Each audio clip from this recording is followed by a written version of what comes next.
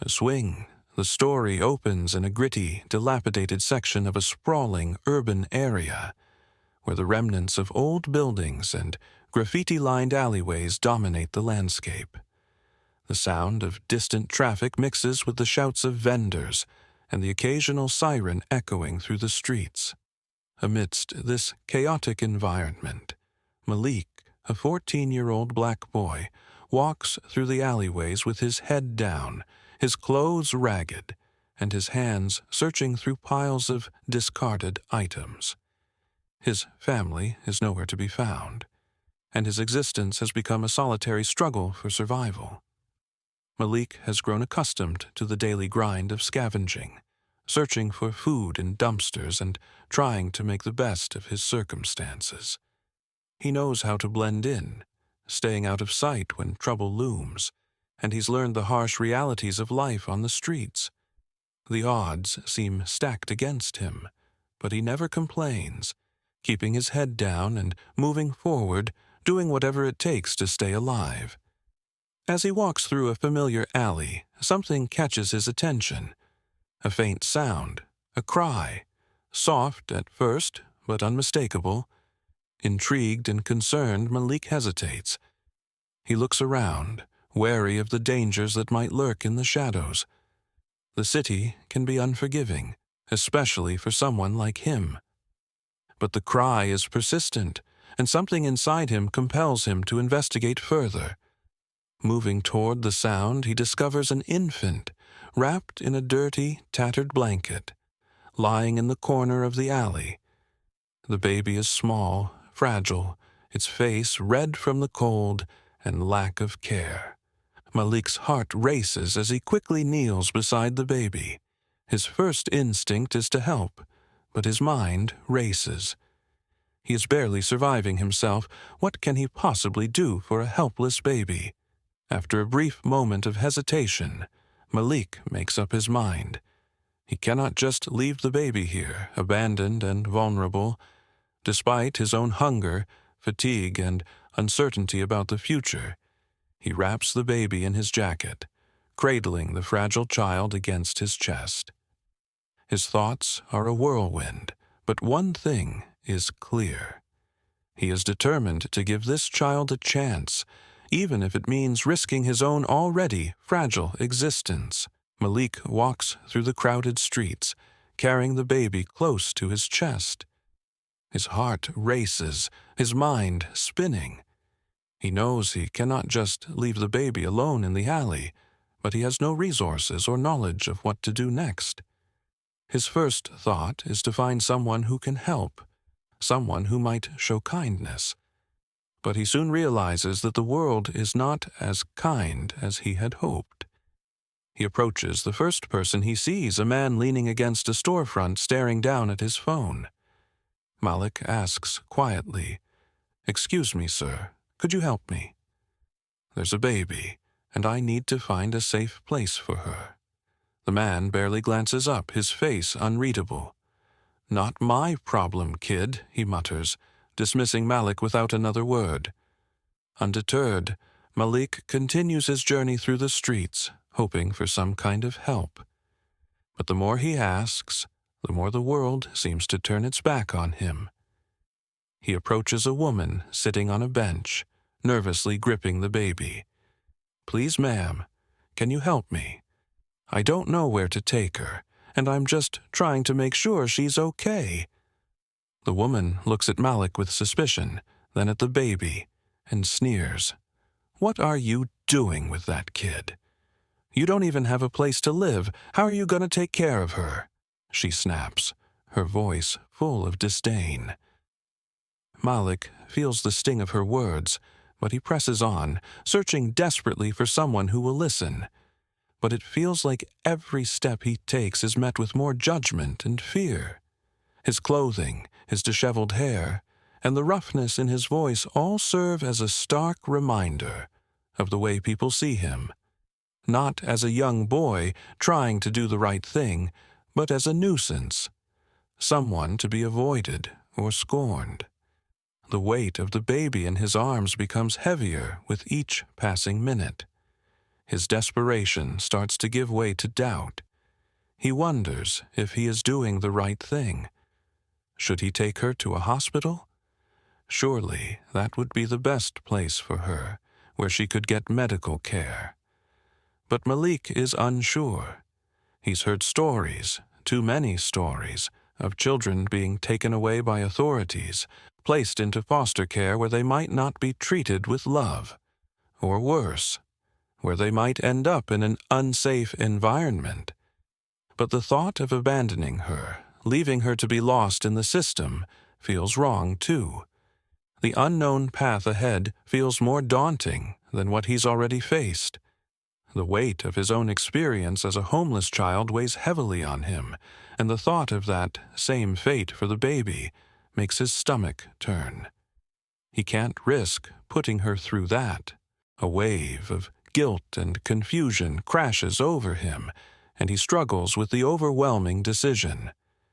If he goes to the authorities, what will happen to him?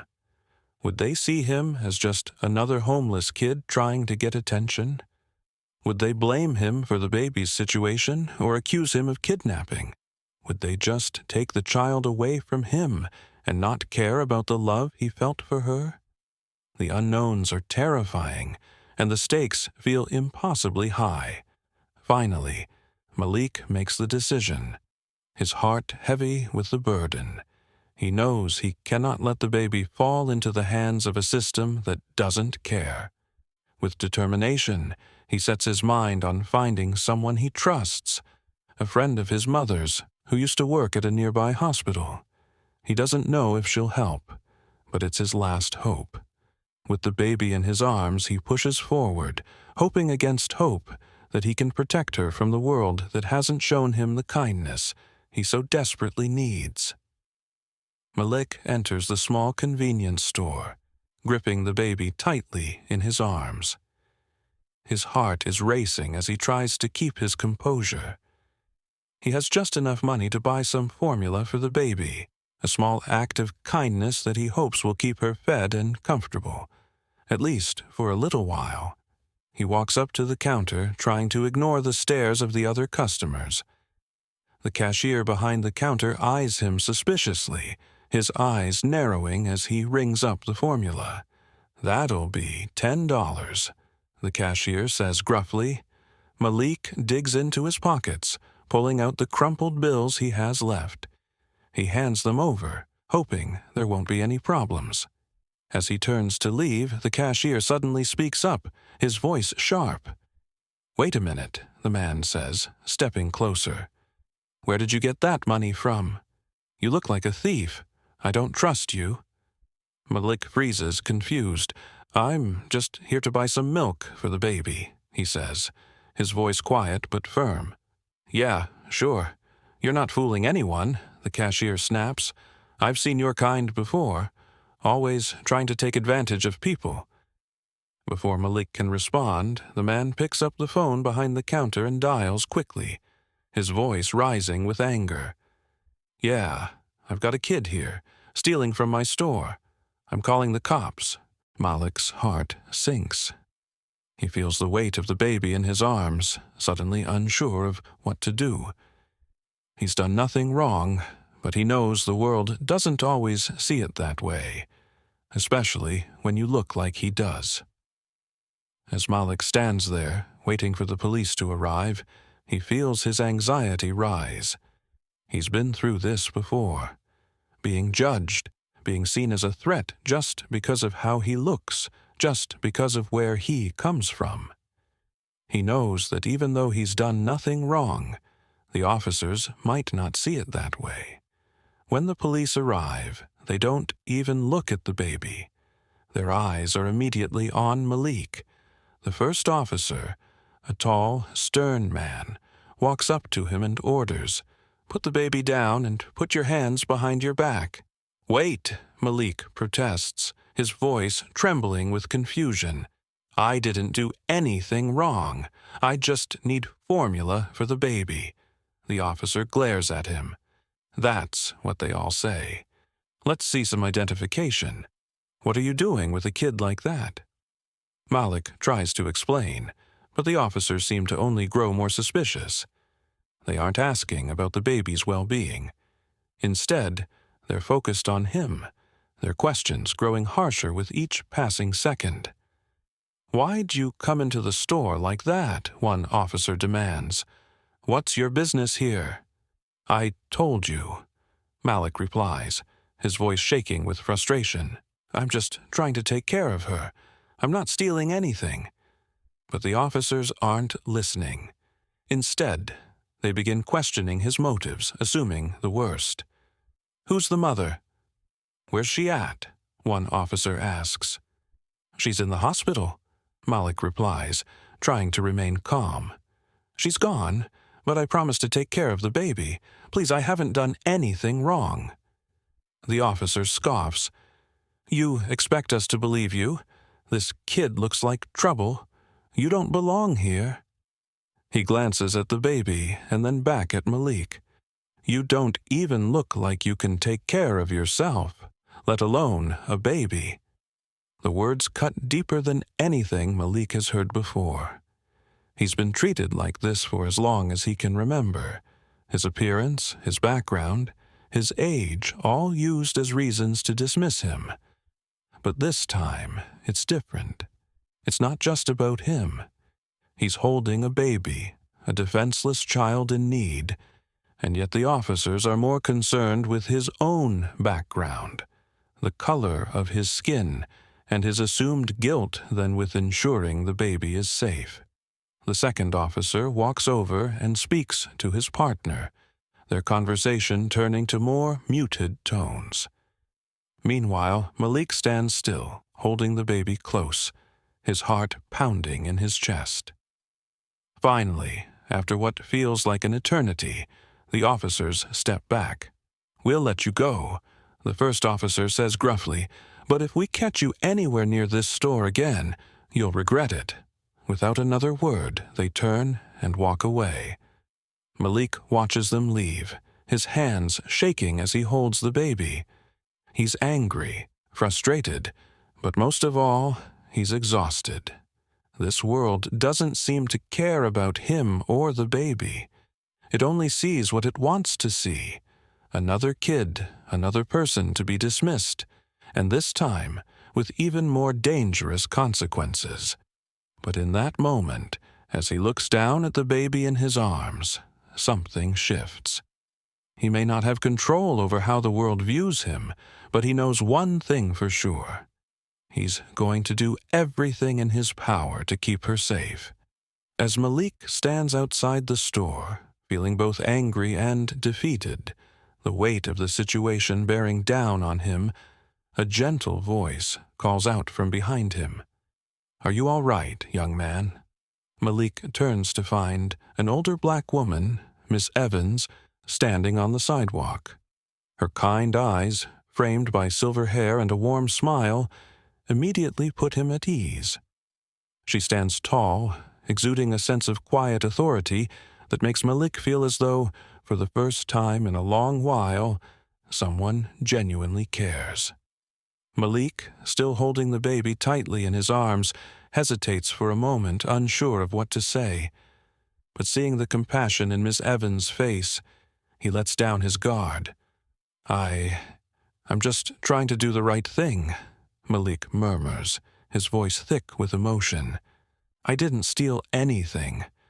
I just wanted to get some food for the baby." Miss Evans looks down at the baby in his arms, her eyes softening. She can see the tenderness in Malik's expression, the way he holds the child protectively, and she knows immediately that his intentions are pure. "I believe you," Miss Evans says, her voice steady. "And it's clear you're doing your best to take care of this child.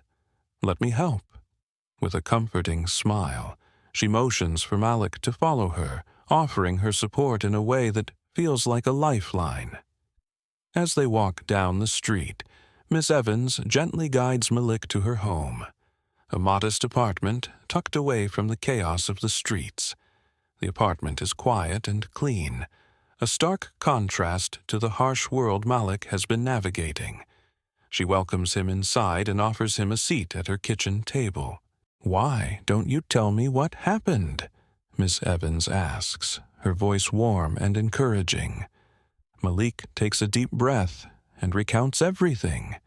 How he found the baby abandoned in the alley, how the store owner had accused him, how the police treated him like a criminal even though he was trying to do the right thing. As he speaks, he feels a sense of relief wash over him. Finally, someone is listening. Finally, someone believes him. Miss Evans listens intently, nodding along. She places a gentle hand on his shoulder when he finishes. "You did the right thing, Malik," she says firmly, "and I'm going to make sure people know that. We won't let anyone twist your story." She immediately gets to work, contacting local organizations that support the homeless, as well as legal aid groups that can help ensure Malik isn't wrongfully blamed for any wrongdoing. She speaks with urgency, putting every resource she has into securing Malik's future and making sure the baby is taken care of. Malik, overwhelmed by her kindness, stammers, "I don't know how to thank you." Miss Evans shakes her head, her smile gentle. "You don't need to thank me. It's just what we do for each other. We take care of each other. And I'm going to make sure you get the help you need. No one should be treated like that, especially not a young man trying to do the right thing." As she makes the phone calls, Malik feels a sense of hope begin to grow inside him, a hope he hasn't felt in a long time. For the first time in days, he feels like someone has his back. He's not alone. And, with Miss Evans by his side, Malik knows that, no matter how hard things get, there are people who will stand up for what's right. Together, they will ensure that the baby gets the care she deserves, and that Malik's future, once uncertain, is now full of possibilities. Social services had initially acted swiftly, threatening to remove the baby from Malik's care and place him in a foster home, citing neglect and abandonment. Malik was terrified. He had saved the baby, done everything he could to protect her, and yet now it felt as though he was being punished for it. The fear of losing the baby, the only thing that had made him feel responsible and purposeful in a long time, gnawed at him. His heart sank every time he thought of what could happen next. But Miss Evans, determined to help him, wasn't about to let the system swallow him whole. She immediately reached out to a trusted lawyer named Sarah Green, who had a reputation for standing up for the underprivileged and advocating for justice. Sarah had been known in the community for her work, not just as a legal expert, but as someone who genuinely cared about people. She was particularly well-versed in fighting cases where systemic racism played a role in bias against marginalized groups. When Sarah met with Malik and Miss Evans, she didn't waste any time getting to work. She gathered all the evidence she could to show that Malik had been nothing but a hero, saving the baby from a dangerous situation. Sarah also collected statements from the community, showing that Malik had never been involved in any criminal activity, and that he had been trying to do the right thing by taking care of the child. On the day of the court hearing, Malik sat nervously, his hands trembling. The weight of the situation felt unbearable. The courtroom was filled with social workers, lawyers, and even a few reporters. The air felt heavy, the judgment of his fate just moments away. As Sarah stood up to speak on Malik's behalf, her voice rang out with unwavering conviction. "Your Honor," she began, "this young man, Malik, is being unfairly targeted by a system that has long failed children like him. He did not abandon this baby.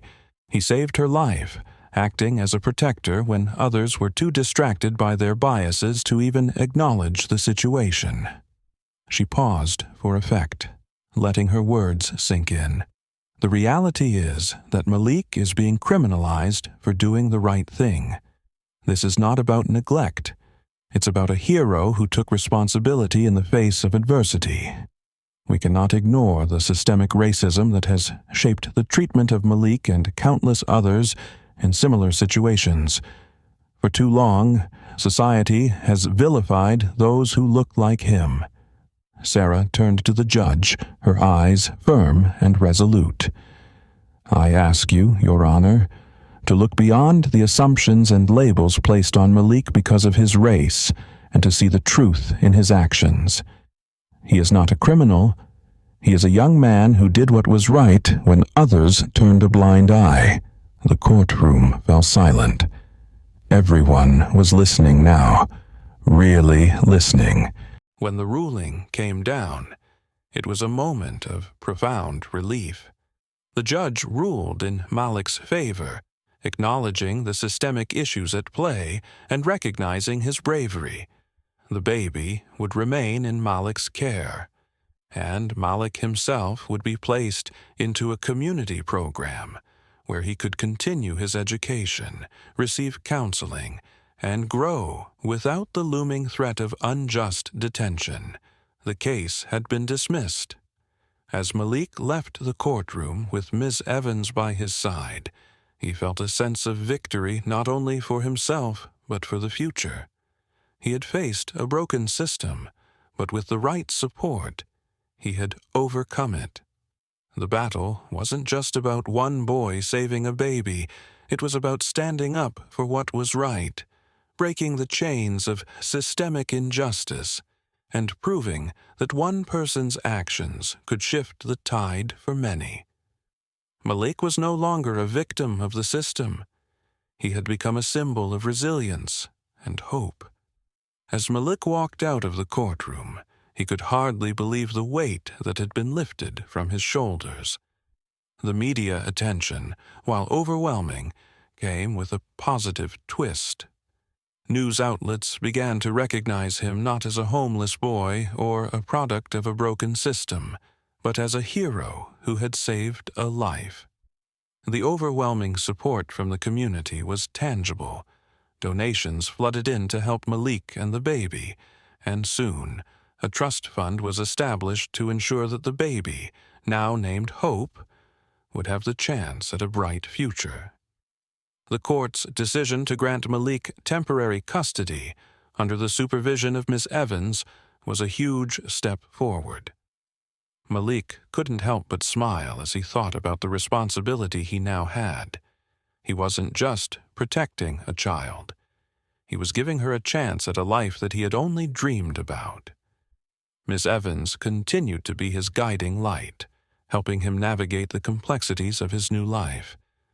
Together, they formed a strong partnership, working to ensure that Malik's situation wasn't just a one-time act of kindness, but the beginning of a life filled with opportunities. With the newfound stability, Malik enrolled in school, eager to learn and prove that despite his difficult past, he could overcome anything. His classmates, many of whom had once viewed him with pity or disdain, now admired his resilience. Malik quickly realized that education was the key to changing not just his own life, but the lives of others like him. He set his sights on becoming a social worker, determined to help other children who had experienced neglect and adversity. He wanted to be the person who gave others the hope that had been so unexpectedly given to him. As the weeks went by, Malik watched Hope grow stronger. She was thriving in an environment filled with love and stability, something Malik had never known in his own childhood. With every smile she gave him, he was reminded of the importance of his actions and the life he was creating for them both. The story ended with Malik sitting on a park bench, holding Hope in his arms as the sun began to set. The future that had once seemed so distant and unreachable was now full of promise. Malik was no longer just a survivor. He was a catalyst for change, and his journey had only just begun.